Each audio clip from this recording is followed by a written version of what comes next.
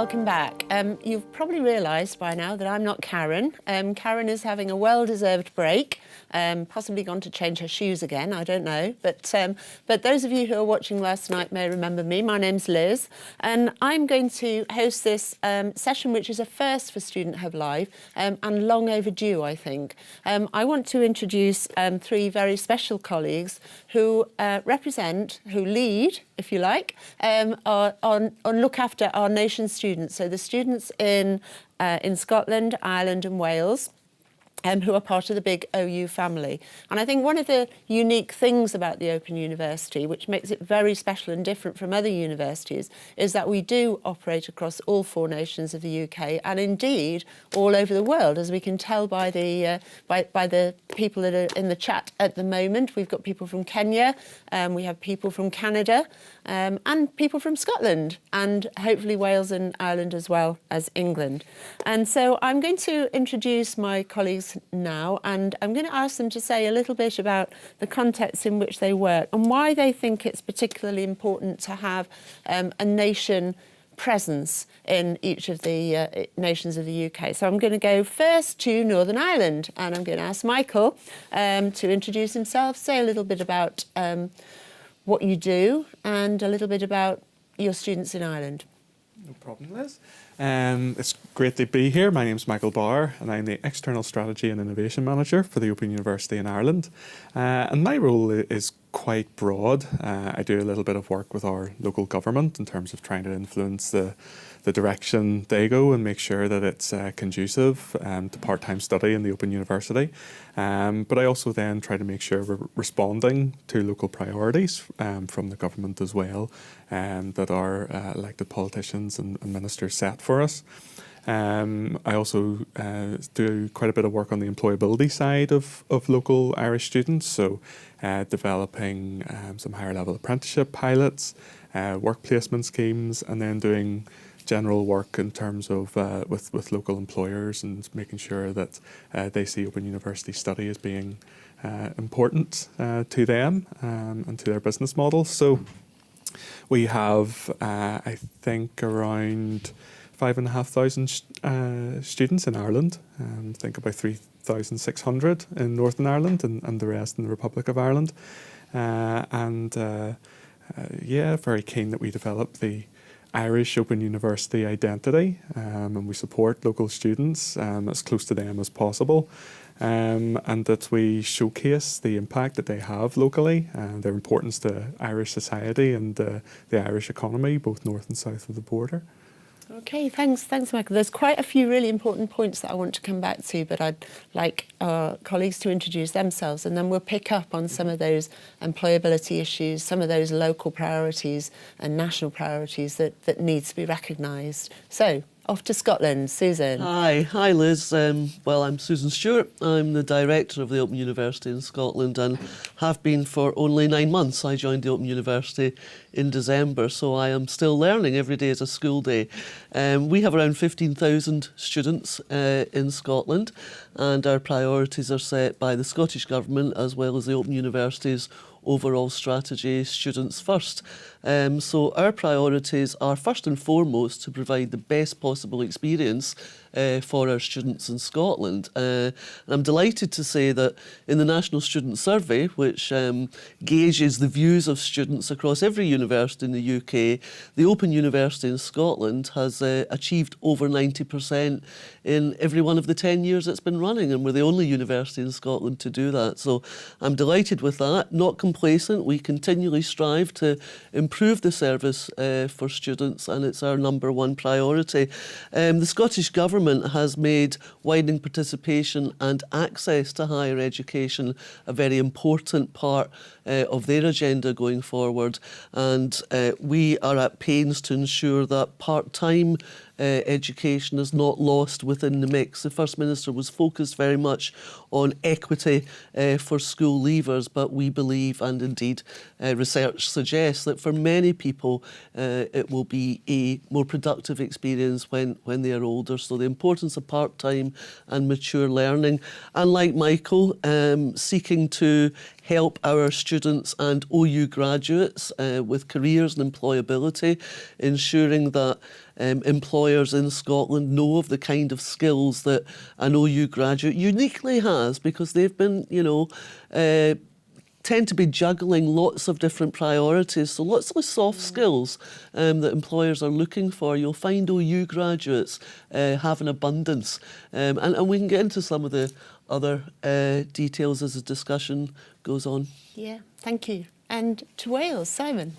Thanks, Liz. Yeah, my name's Simon Horrock. So I'm an assistant director in the Wales office. I have a number of different responsibilities, but I have direct responsibility for the support that's provided both to those that are inquiring and applying to study with the Open University and also to our students in Wales.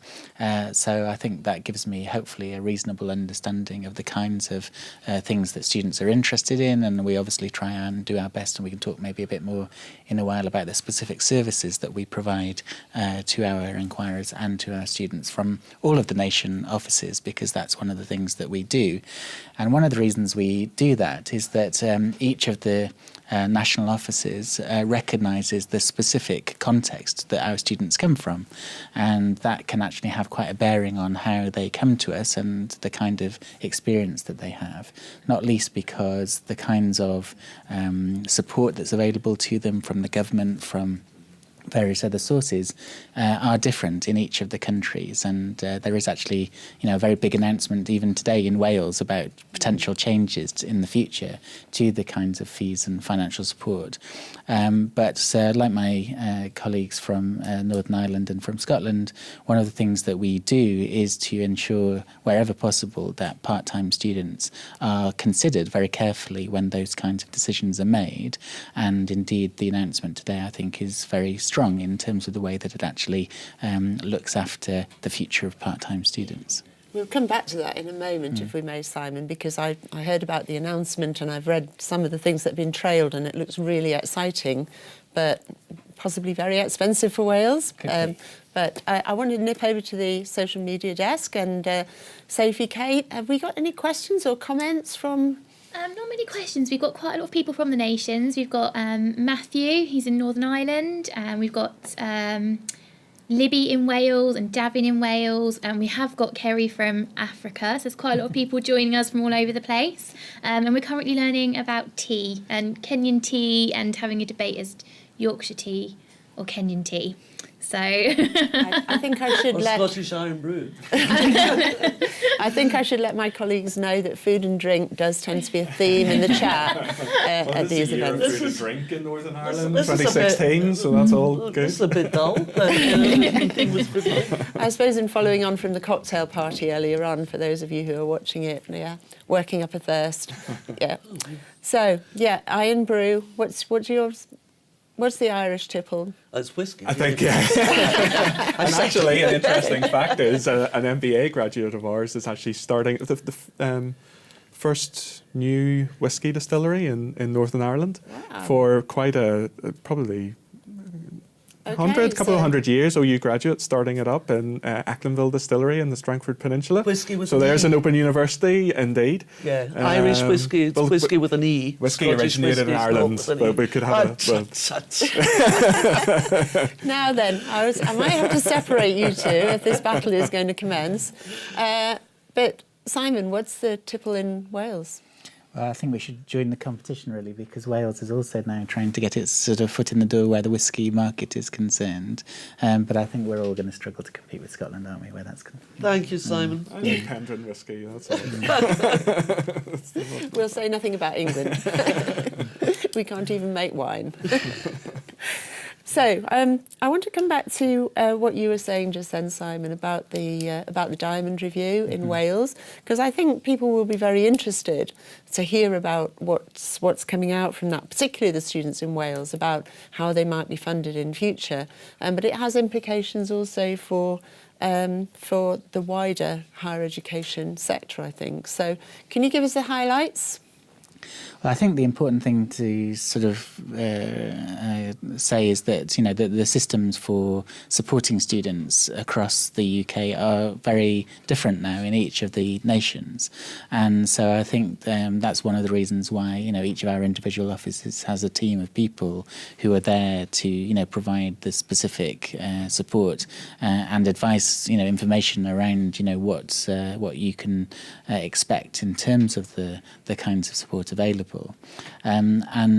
Currently, for instance, the fee level, is different because it is something which the governments of each of the different countries kind of take a different approach to in terms of how much support they provide to universities, and that's something which I think has been the subject of this big review that's taken place, and the proposal really is that in the future, the focus in Wales is going to be providing students with much more maintenance support, for the kind of cost of living, whether they're a part-time student, whether they're a full-time student.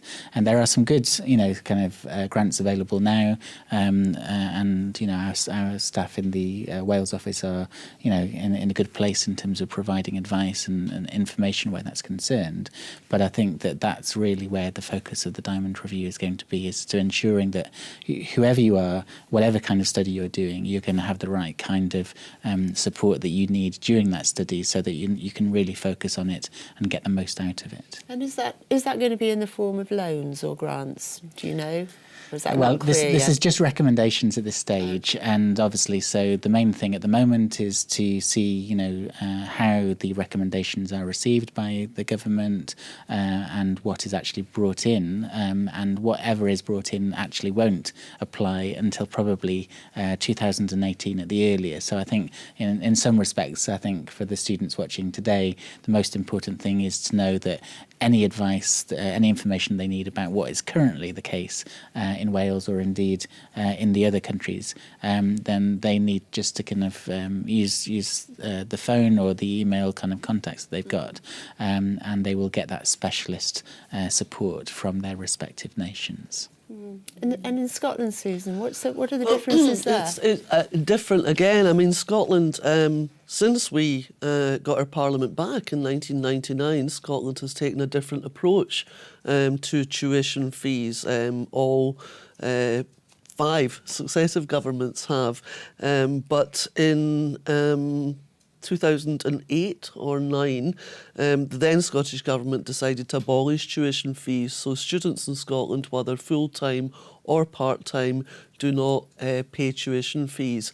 If you earn less than £25,000, you will get a part-time fee grant which will cover the cost of your tuition with Open University. So Scottish Government decided that they viewed higher education as a public good and chose to invest in that way. The pattern in terms of maintenance support is more patchy, in terms of a mixture of loans and bursaries depending on means. But, Simon's right. One of the consequences of very diverse and perhaps increasingly divergent funding, fees and policy approaches amongst the different governments in the United Kingdom is that the expertise which resides in each of the offices in Cardiff and Belfast and Dublin and Edinburgh is really critical to make sure that the individual student is getting the most relevant and bespoke advice which is relevant to their nation's priorities. And that's not just to do with fees and funding, that's to do with different school exam system and different skills, apprenticeship approaches. So, I mean, the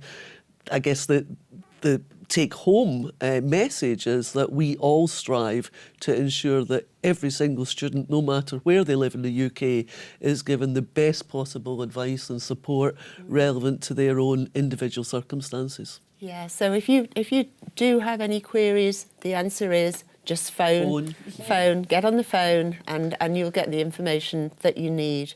Because I am aware that some new students may still not have sorted out their finances. Yeah. And it's important to get that done because it can loom large in your mind and become a really off-putting feature if you've not got it sorted out. So get on the phone, ring can the help. offices. Yeah. If you've got any questions now, just get in touch through the chat and Sophie and Kate will relay those questions to us. No, and we no, can... phone the office. Oh, right. So We have experts in Edinburgh. I'm by no means an expert. Ireland no. and Wales. No, please do email in.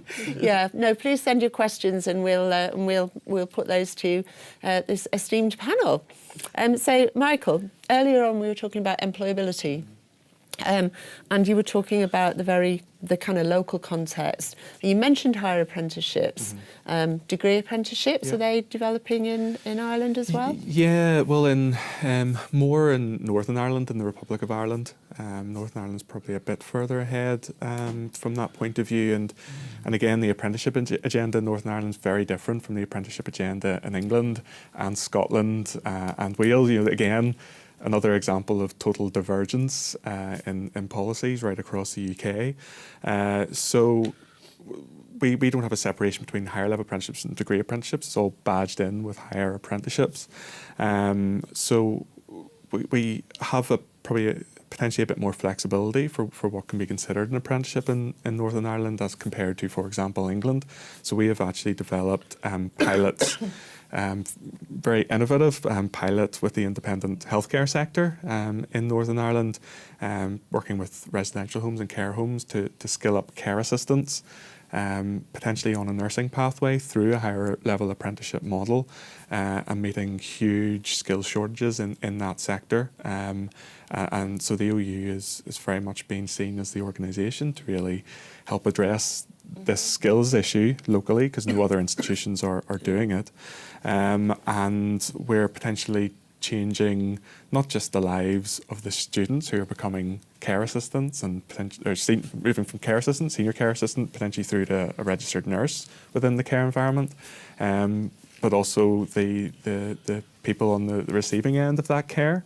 More and more services that are traditionally held by the statutory sector moving out into the independent care sector, but the training hasn't followed that. So we can really positively influence thousands and thousands of lives by training a number of nurses within that sector. So it's an example of where the nation office and having local staff can be responsive to a local government priority to address a local skills need, and really create big impact. It's fantastic. And I see Susan would like to come in on that as well. It's an important point, Liz, that it's not only in higher education that different governments take different approaches. It's in a range of policy priorities. So in Scotland, for example, there's a commitment from government to double the number of early years places for pre-5 children. We've had health and social care integration. So those kind of policy priorities need to be reflected in our curriculum and the support that we offer students. We all have different professional accreditation bodies for social workers and healthcare professionals, etc. So it's important that those opportunities within each of the nations are also taken advantage of, because I think we all, as well as providing the best possible experience for our students, we all at Open University want to have a positive impact on our society, our local economy and the countries that we live in. Yeah, Simon, I'm just going to, because I know that in Wales you do a lot of work, as in Scotland and Ireland, with trade unions, and it may be that some of our audience have come through one of the trade union routes. So do you want to say a little bit about some of the work that's being done there? Yeah, sure. I mean, I think just to follow on from what my colleagues have been saying, obviously the employment context in each of the nations is actually very different. And I think that one of the things which is particularly striking about Wales is how strongly dependent it is on public sector employers rather than necessarily, private sector. And there's obviously a strong SME culture as well. And I think that we work particularly with public sector bodies, and the trades unions within them to, provide the specific training skills and kind of education needs that they have identified. And we have, people who engage with the unions, on a regular basis to understand what those needs are within a particular sector. So whether it might be teaching assistants or, kind of a different part of the employment market, and try and support them in ways which work for them. So sometimes that can mean, rather than necessarily just kind of having a tutorial which is kind of open to all students, actually providing a tutorial which works in a particular workplace or a particular kind of employer's setting, so that those students can kind of work together and kind of go through the experience supporting each other, and with the support of the employer as well as the Open University. So I think that's something that we're always keen to try and support wherever possible. Okay, I think there's a really important theme coming out there, and that's about employability of Open University graduates. And I hope that, there's people at home who are watching can get a taste of how important we feel that is in terms of the curriculum that we're developing. And though you might not immediately be looking for another job and you want to get your studying out of the way, just bear in mind that, there's lots of assistance and advice and guidance that you can get about the career choices that you might want to make. And it's actually really important to do that at the start of your journey rather than wait until the end. So we do have a careers service, and I'll be mentioning that a little bit later on. But get in touch with it, find it, seek out help. But also, if you are in Wales or Ireland or Scotland, seek out help from our colleagues there. I want to go over to Sophie and Kate, see whether what's going on in the chat. Hi again. We do have a quick question from Davin, or maybe it's not necessarily a question, he wants some more information. So he is in Wales.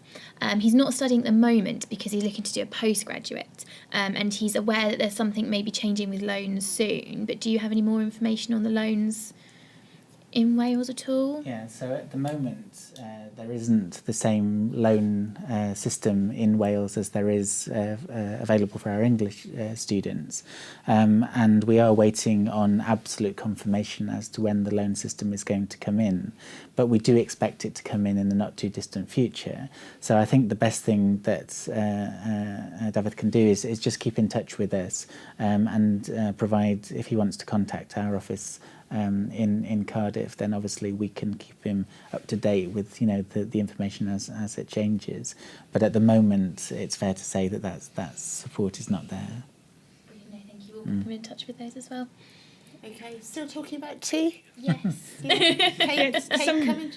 Someone did ask what your favourite type of tea was. That was a question for the panel, actually. Oh, okay. I can answer that quite straightforwardly, because well, I have to say this because my wife is Chinese, so Chinese tea is definitely in various varieties is definitely the staple in our household. So. I'm more of a coffee drinker, I'm afraid, although occasionally Earl Grey with a slice of lemon, and at night chamomile is soothing at the end of the day. And likewise, Susan, I'm more of a coffee drinker, but if I'm pushed, Earl Grey with lemon would every now and then, but peppermint in the evenings when my caffeine intake is maxed out, peppermint tea is my relaxation. I completely forgot until just now, the talk of tea, that I was going to be the English presenter here.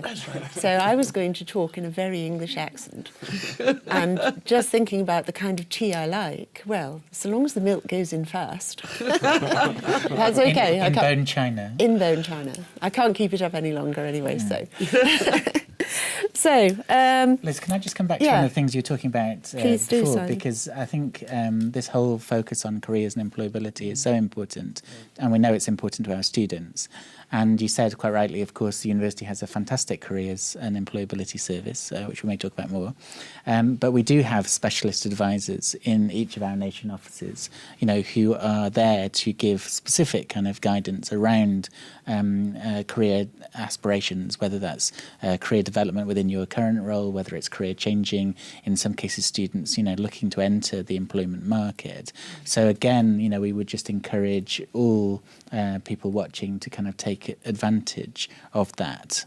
And as you say, I think there's a particular advantage of doing it very early on rather than kind of waiting, because I think that can help shape how you approach your study and even the kinds of choices that you make of the things that you study as you go along. So yeah, please do take advantage of that service. okay. Just to add maybe an encouraging contextual story in terms of the employability of Open University students. We have been, and I think colleagues in Wales have been doing this too, piloting some local work placements with SMEs, small medium-sized businesses in Northern Ireland, and a local law firm interviewed 4 Open University students, quite a prestigious legal firm. Had never engaged with the Open University before. It recruited solely from the other 2 full-time universities, and interviewed 4 for a 4-week work placement, and were blown away by the quality of the Open University students. Each and every single one of them, they would have offered the placement alongside the grant. They were so impressed by the additional skills that Open University students were bringing, and life experience, and it didn't matter whether they were a first-class student or not. It was more the other skills that they were bringing in terms of time management, the ability to present themselves, maintain conversation, hold their resilience. They were incredibly impressed, far and above the typical student to be coming on for a graduate internship programme. So just to encourage Open University students out there to be confident in the skills I totally agree, and I was saying this last night when we were introducing Student Hub Live, that Open University students managed to look after families, they managed to hold down jobs, they managed to care for elderly relatives, and they study as well. So, I mean, what better employee could you want, really? All of those skills are there. I think people who understand the nature of study with the Open University, those of us who have, employed people and had to look through lots and lots of applications in our day, an Open University student, I think, would automatically go to the top of the list for interview, because we know the kinds of complexity that they have successfully managed. Okay, so we've rushed you through your Open University experience to your employment, but we've only got a few minutes left in this session. Is there anything specifically any of you would like, in comments you'd like to make about your nation context? For example, why is it important that we have? This is a controversial question, but why is it important that we have a nation office in each of the nations? Because the United Kingdom is a diverse and divergent country with 4 different political contexts. The Scottish Parliament and the Scottish Government has chosen to take quite different approaches to higher education and a range of policies, as have other governments.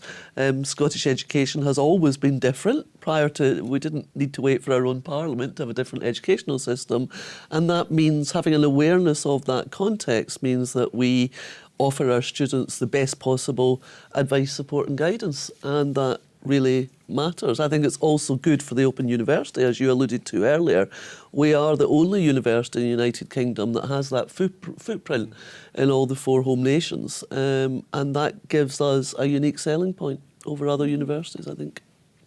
Yeah, I You'd think agree? just absolutely agree with everything that Susan just said, and maybe just illustrate it with one specific point from Wales, which is that I think that maybe the rest of the university recognises that one of the things that is unique about Wales is that we work in a bilingual environment, and that means that when you call or you email the office in Wales, you have a bilingual service, and that's absolutely critical for a country where it is actually legally required, but obviously most importantly that you're able to provide the service in the language of preference for our inquirers or for our students. I should really make you do the rest of this in Welsh then, Simon. Well, I'm not sure if we can do a subtitled version for the rest of our watches, but yeah, I'm just trying to word my way out of it. But I think we've actually almost run out of time, so I'm afraid we're going to have to just very quickly go to the social media desk. say bye to the students? What's Karen doing there? I managed to get on the computer. I really wanted to see the chat. There are loads of biscuits here. It's just brilliant. So much better than out there. Thank you all. That was a brilliant session. Thank you, Karen. Jochen Oh, yes, Jochen Bauer. Indeed. Well, thank you very much for that. Did you want to thank the guests and then I'll tell them what's happening next? Well, I was going to do that, Karen. You're not even supposed to be here. Oh, no. No, well, I would like to thank my guests very, very much, and thank you pleasure. because they all got up really, really early to get here, really early. They've flown in from the three corners of the UK. But for now, until the next session, if any of you missed the boot camp experiences that we had over the last week or so, you can catch up on them now. Things like time management, etc. And I think we're finished, unless Karen wants to say one more word. No, sorry, I'm just really enjoying the chat to all the students, telling them about how HJ's made a massive mess on this desk, and I'm going to have a word with him as soon as he gets back. But thank you very much. And as you say, Liz, we'll be going to the boot camp now, so if you missed that, we're going to be rerunning some of the boot camp 1, some of the boot camp 2, which is really useful sessions. And if you aren't watching that live, you can watch it on the catch-up, so the stuff on the programme won't be populated in terms of the catch-up. But you can access it all on the website. It's all cut into nice bite-sized chunks. The chat will, of course, be open, so please do keep talking to each other. And I'm preparing for the quiz tonight at 6 o'clock, the Wheel of Ologies quiz, and then we've got a fab evening session as well, talking about climate change and lots of other things as well, including in terms of space, moons, Mars, Mercury, etc. So that's going to be brilliant, isn't it? Definitely, I can't wait. Excellent. All right. Well, thank you very much, and we will see you back live here at 6 o'clock, and keep chatting. See you then. Bye.